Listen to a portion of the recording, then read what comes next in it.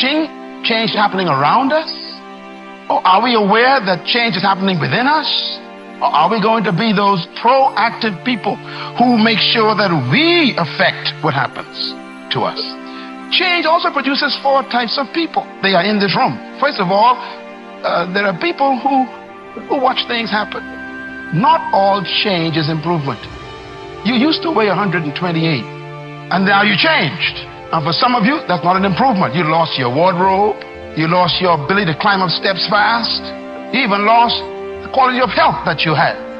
Change doesn't mean improvement all the time.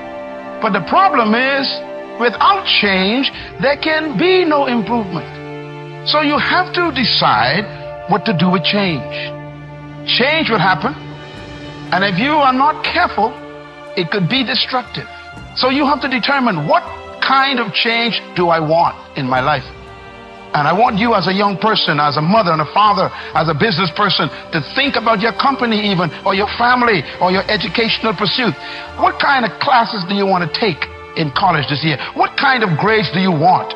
What kind of relationships you want to have in your life? Who do you want to drop and who do you want to pick up in your relationships? What kind of people do you want to associate with? Where do you want to travel that you've never been? What are the books you need to read you never read before? The changes come with choices. So what kind of person are you? Drive. That's this puppy right here. This is what you want. This is your prefrontal cortex.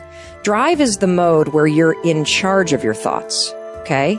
It's where you are fully awake, you are present, and you are driving your thoughts and actions.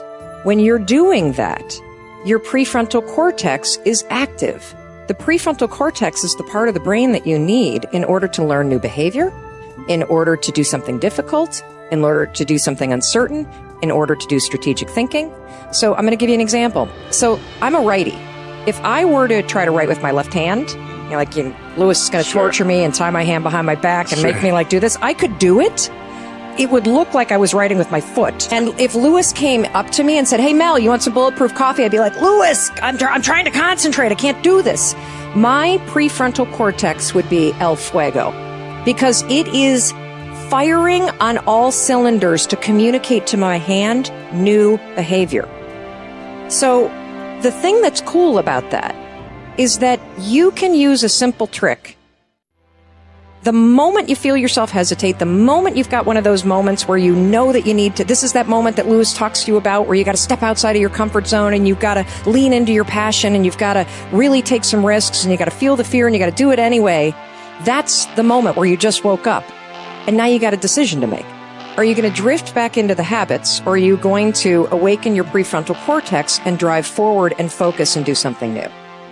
I am a strong believer that we quit. Because why? How the does a 297-pound cockroach guy who quit on everything is now considered one of the baddest men on the planet? How is that possible? It means I had to change one thing, my mindset. So there's no way in hell that was in, but that guy was in me. When that guy came down here and said, "Hey, guess what, man? You're a fat ass, but I'm gonna now make you a badass. I'm gonna miracle this to be a badass." No, it was in me. I had to believe and make that belief work. And through hard work, I did that. And if you understand